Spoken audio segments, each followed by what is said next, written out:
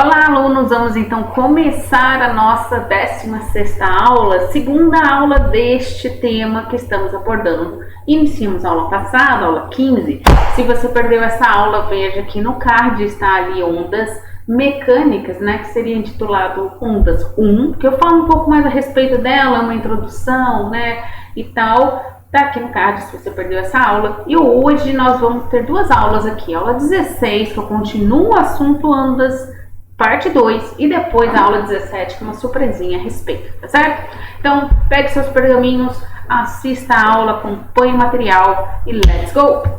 Bom, galera, na aula de hoje vamos falar da parte de ondas 2, o princípio da superposição e interferência. Lembrando que tudo como na física tem princípios e tal, é que são coisas, alicerces, né, daquele assunto, tá certo? Depois vamos ver ondas estacionárias, ressonância e cordas vibrantes, ondas bidimensionais e o princípio de Huygens, reflexão, refração, difração e interferência. Já falo para você muito cuidado, porque na aula passada eu falo reflexão e difração, mas é de um pulso.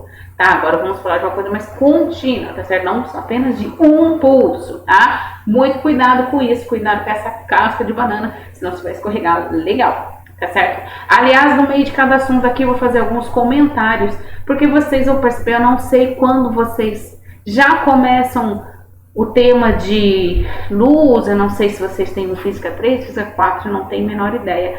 Mas muitas coisas de ondas, principalmente quando a gente vai esbarrar em um tema específico, vai fazer relação com a luz, tá? Que aí a gente chega no comportamento, a dualidade da luz. A luz é uma onda e uma partícula, que depois também foi baseamento para a teoria da relatividade.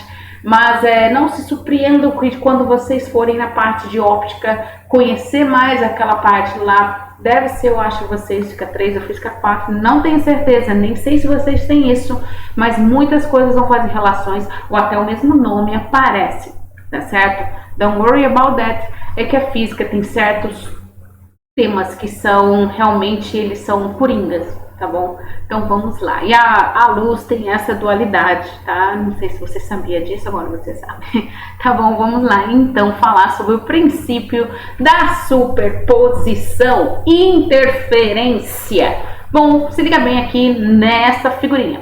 Durante o cruzamento, a cada ordenada de cada ponto do pulso resultante é a soma algébrica das ordenadas de cada um dos pontos que se cruzam nesse instante. Lembra da aula passada quando eu falo de um pulso? Então, aqui a gente está continuando aqui o princípio da superposição. Até falei um pouquinho mais aí, mas agora a gente está destacando para ter uma perna aqui e continuar aqui essa situação, beleza?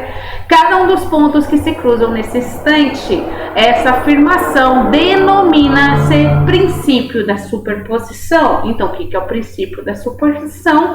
É a soma algébrica das ordenadas de cada um dos pontos que se cruzam nesse instante. Tá certo? Esse é o princípio da superposição. Galera, vocês vão perceber que o assunto de ondas 1 e 2, parte ondas mecânicas, e o próximo também, que é o da aula 17, que vamos ainda ver, vai ter um vídeo a respeito disso, segue aquele do MHS, que é uma receitinha de bolo, só que aqui você tem a parte de ondas mecânicas mais aplicável ali pro dia a dia, que você consegue enxergar melhor o que está acontecendo e aonde você encontra essas coisas, tá bom? Continuando aqui, então, vamos lá, o princípio da superposição ainda, a interferência. Depois do cruzamento, então, tá? Eu tenho o cruzamento. No entanto, cada pulso continua com as suas próprias características. Se dá atenção nessas particularidades, tá? Como se nada houvesse acontecido. É aquela pessoa que passa a sua vida e diz que não fez nada, nada aconteceu, né? Em outras palavras, o princípio da superposição expressa o fato de que pulsos ou ondas, sucessão de pulsos, ao contrário de partículas, não alteram as características quando interagem. E por que ele destaca aqui ao contrário de partículas? Porque lá na frente, eu não sei em que momento, se vocês têm Física 3, Física 4, repetidamente eu vou falar sobre isso, vocês vão estudar especificamente sobre a luz. E a luz, ela é dual, ela tem uma dualidade, ela é uma onda ou uma partícula, mas tudo depende do meio onde ela vai estar. Professora, você poderia nos dizer um pouquinho mais a respeito, só te atiçar um pouquinho? Nós estamos aqui na nossa planeta Terra, né, que temos um meio, lembrando, a onda precisa de um meio, correto? Como o som, a gente viu nas ondas mecânicas, lembra lá passado isso aqui no card? A luz ali está atuando como uma onda, e a onda, veja a onda como uma partícula. Aí você pode ir lá para o espaço, como lá é um vácuo, não há um meio, a luz ali se comporta como uma partícula, tá? Só para matar a curiosidade aqui. Vamos lá, então, voltando. Em outras palavras, o princípio da superposição expressa o fato de que pulsos ou ondas, sucessão de pulsos, ao contrário de partículas, não alteram suas características quando interagem. Ao fenômeno é a configuração resultante dessa soma algébrica das ordenadas de cada um do ponto, dá-se o nome de interferência. Certo? E aqui a gente tem toda interferência construtiva, correto? E a interferência destrutiva. Construtiva, você sempre vai alongar essa onda, né? Coisas assim. A destrutiva já não. Tá, mas não se preocupe, já a gente pode abordar um pouquinho mais a respeito. Continuando então, em princípio da superposição, interferência, quando a onda resultante tem uma amplitude aumentada, olha só, lembra, destrutiva e destrutiva, ocorre uma interferência construtiva. Amplitude, lembrando, é aquele overshoot que vocês vão ouvir muito na teoria de controle, é o overshoot do gráfico, ou até o downshoot, tá certo? Quando a amplitude se reduz ou anula, tem-se interferência destrutiva, ou seja, se eu tenho um overshoot dessa interferência, essa interferência é construtiva. Se eu tenho um downshoot, né, uma amplitude que se reduz ou se anula, tem-se uma interferência destrutiva, tá certo? Ou seja, se aumenta, constrói-se, diminui, é destrutiva, certo? A interferência e o princípio de superposição podem ser entendidos como consequência do princípio da conservação da energia. Lembra lá a física, bem no início, quando a gente fala da energia, tudo tem o princípio da conservação. Como diz Lavoisier, nada se perde, tudo se transforma. Certo? Então, se é algo construtivo, logicamente vai aumentar. Se algo destrutivo vai diminuir, nada se perde, tudo se transforma. Lembrando sempre que no universo todo tendemos ao equilíbrio, certo? Até depois na teoria do caos, ou então na lei da termodinâmica, que vai ser um tema que ainda a gente, nossos últimos temas aqui, né? Vou falar um pouquinho a respeito de um sistema ordenado, desordenado, mas isso é curiosidade, vamos continuar aqui na nossa situação. A interferência é uma característica tipicamente ondulatória, guarde muito bem isso, válida tanto para ondas mecânicas como eletromagnéticas, certo? Continuando então nosso tema, vamos então chegar então que são ondas estacionárias. Bom, na mesma onda, em vez de dois pulsos, certo? Propagam-se dois trens de ondas em sentidos opostos. O único efeito visível é o resultado da interferência entre esses trens de ondas, que recebe o nome ondas estacionárias. E aí você tem isso já catalogado, número de ventres, certo? Número de ventres seria, entre aspas, a montanha, quantas montanhas fazem. Então, se só tem um, nós temos o L também, o comprimento dessa onda, certo? Se são dois ventres, né? Ou seja, um em cima, um embaixo, um embaixo, um em cima. E temos 3, depois 4, depois N ventres. Isso vai ser uma grande analogia quando entrarmos em música. Tem muito a ver, principalmente quase todos os instrumentos que são de cordas, né? Praticamente todos. Quando você tem ali uma oitava acima, uma oitava abaixo, uma coisa assim, tá bom? Mas guarda essa informação que estamos falando de ondas estacionárias, certo? Continuando aqui, como te disse, tudo é muito catalogado, não há muito dificuldades, tá? Continuando aqui, ondas estacionárias, quando a gente tem 5 ventres, ó, 1, 2, 3, 4, 5, 4, perdão, 3, 2, 1. E o que são nódulos e o que são ventres? Ventres é a nossa amplitude, né, o número de montanhas, entre aspas, e os nodos são os nós que se fazem aqui entre uma e outra, ou seja, se são 5 ventres, vão ser quantos nós?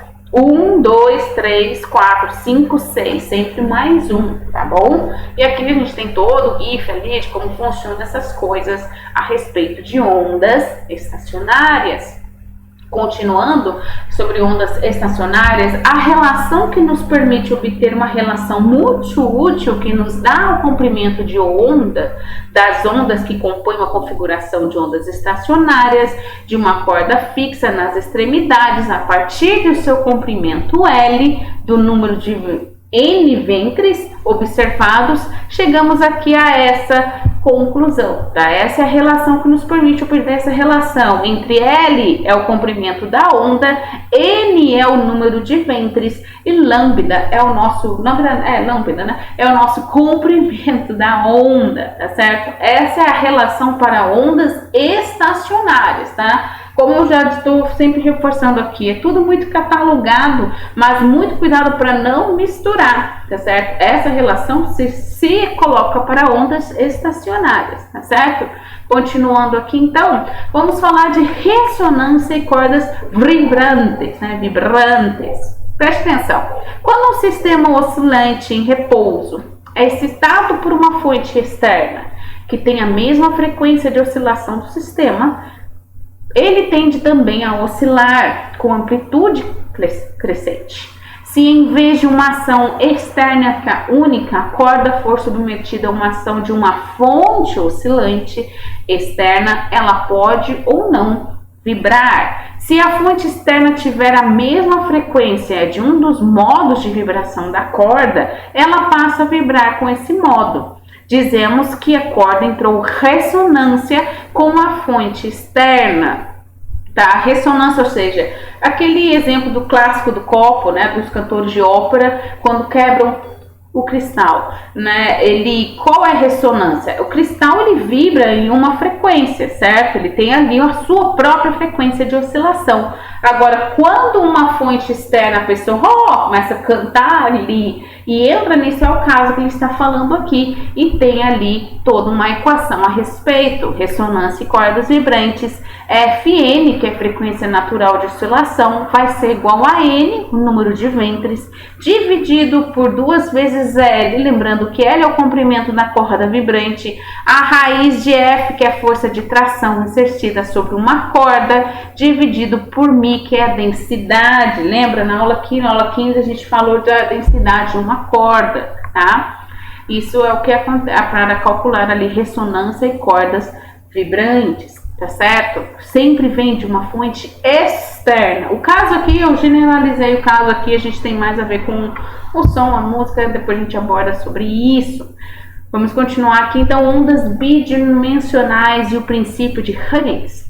Onda plana, primeiramente. As frentes de todas as ondas bidimensionais são figuras planas, né? X e Y, né? Mas a física costuma se reservar a denominação de onda plana para as ondas cujas frentes de ondas são retas. Apesar de se usar a expressão onda circular para cuja frente de onda é uma circunferência, não é habitual o uso da expressão da onda reta para ondas cujas frentes de onda são retas. Quando o sentido de propagação de suas partículas, as ondas na água não são transversais nem longitudinais, mas uma combinação dessas duas características. Também até abordei isso na aula 15, quando você tem lá as duas citações dessas ondas, né? Transversais e longitudinais, né? O princípio de Huygens tem o seguinte enunciado: cada ponto de uma frente de onda pode ser considerado uma nova fonte de ondas secundárias que se propagam em todas as direções. Em cada instante, a curva ou a superfície que envolve a fronteira dessas ondas secundárias é a nova frente de onda. Gente, o princípio de Huygens é daquele que você vai encontrar quando estudar espelhos, luz, etc, tá? Continuando aí, professor, o que de fato é esse princípio? Pois bem, o princípio de Huygens é um modelo ou idealização geométrica. Essas fontes secundárias não têm existência real, mas é uma ferramenta extremamente útil para a descrição de fenômenos ondulatórios. Olha só, eu tenho aqui, ele passa pela fenda, essa onda aqui passa pela fenda e muda a sua concepção, certo? Ondas sonoras de onda de comprimento de onda elevado, certo? Você tem o tufado, você tem aquela fonte sonora, certo? E aí se eu faço tudo isso é o princípio de Hudgens, tá? E como já adiantei para vocês, isso vocês também vão encontrar quando estudarem espelhos, é uma parte de óptica, tá? Continuando aqui, pois bem, reflexão. Vamos falar de reflexão. As ondas bidimensionais, assim como as ondas unidimensionais em cordas, estamos falando ondas em cordas, se refletem ao atingir qualquer obstáculo, ou se refletem e refratam quando mudam de meio de propagação, ou seja, você tenta falar dentro da água na piscina e fala fora, né? Aí ele muda esse meio de propagação ali, mudou ali o som, certo? Mas a reflexão e refração em ondas bidimensionais tem algumas características específicas, e aqui é apresentadas as características da reflexão. Né? Aqui você tem um exemplo aqui, que geralmente aqui tem um ângulo, certo? Tem a origem, né? As ondas planas, o raio incidente, o outro izinho, linha é o raio refletido, né? Refletido, o θ é o ângulo que se incide e o lambda é o comprimento de onda e o θ linha é o ângulo de reflexão. E aqui essa confirmação de θ é igual a θ1, ou seja, o ângulo aqui de incidente é igual ao ângulo de reflexão. Essa afirmação também é conhecida como lei da reflexão. Então, o que eu tenho que guardar da lei de reflexão? Que o ângulo incidente é igual ao ângulo refletido. Tá? Isso é o fundamental para você saber a reflexão de ondas bidimensionais aqui em cordas, certo? Continuando aqui a situação, se eu falo de reflexão, também tenho que falar de refração. A refração ocorre sempre que a onda atravessa a superfície de separação de meios em que a velocidade de propagação é diferente. O meio 1 tem uma velocidade, o meio 2 tem uma outra velocidade. Ou seja, se isso acontece, né, eu já não posso ter aquela relação como nós tínhamos na reflexão. E a relação que nós vamos ter aqui é o seno de θi, de θ1, certo? Vai ser dividido pelo seno do θ2, o refratado, e V1 e V2 são as velocidades dessa onda. E eu posso ter essa mesma relação também com o comprimento de onda lambda, tá? Essa é a nossa relação para refração. E isso acontece porque nos meios, tanto 1 e 2, a velocidade é diferente, porque os meios são diferentes. É o lance que eu te falei na piscina, né? Na piscina, você fala, né, fora ali, você tá ali com o pescocinho para fora, tá falando, a propagação da sua onda de som é diferente quando você tá lá embaixo. Você consegue falar? Consegue, mas ela tem ela já muda, né? A característica dela já mudou. Essa onda já não é a mesma, não tem a mesma situação que a outra anterior, certo? Continuando aqui. Bom, galera, ainda continuando de refração, vamos então mais a fundo. O desvio na direção da trajetória só ocorre quando a incidência é oblíqua. Se a onda incide normalmente a superfície de separação dos dois meios, a direção de propagação não sofre desvio, embora haja refração, pois a velocidade de propagação e comprimento da onda variam. Isso é bem interessante, tá? Olha só, a gente tem aqui um meio 1, meio 2, a refração sem desvio e a refração com desvio, tá? Mas normalmente a superfície de separação dos meios há esse desvio, tá? Normalmente pode haver esse desvio também, tá bom? Então são duas situações que você vai vir a ocorrer, tá certo? Continuando aqui.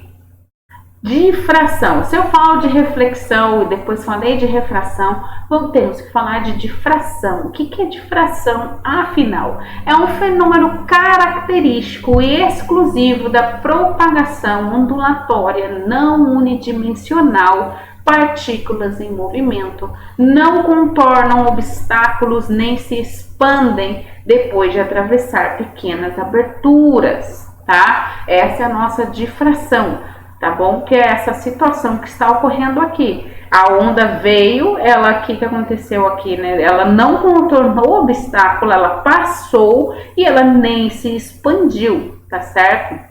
Diferente aqui também, essa situação já é diferente, tá vendo? Continuando, se eu falo de difração, temos outra situação também, a interferência. Que seria a interferência? As amplitudes das ondas em cordas podem ser somadas algebricamente de acordo com o princípio da superposição, certo? O princípio da superposição fala da interferência, certo? As amplitudes de ondas bidimensionais que atravessam a mesma região do espaço também se somam. Essa soma dá origem ao fenômeno chamado interferência. A interferência é obtida a partir da difração e é o mesmo caso em que a onda plana passa por duas fendas em um mesmo anteparo. Aqui a gente tem a onda plana atravessando duas fendas e aqui eu tenho a soma, certo? Essa interferência vai ser a soma algébrica de suas amplitudes, tá certo? Tranquilo, né? É bem receita de bolo, gente, é bem tranquilo, tá? Bom, a próxima aula aqui, né, que vai ser a aula 17, se eu não me engano, tenho que confirmar. A nossa próxima aula 17, nós vamos falar sobre o som. Aí pode até ficar muito mais fácil de toda a compreensão a respeito de ondas mecânicas, tá certo? Muito obrigada, um beijo, até já.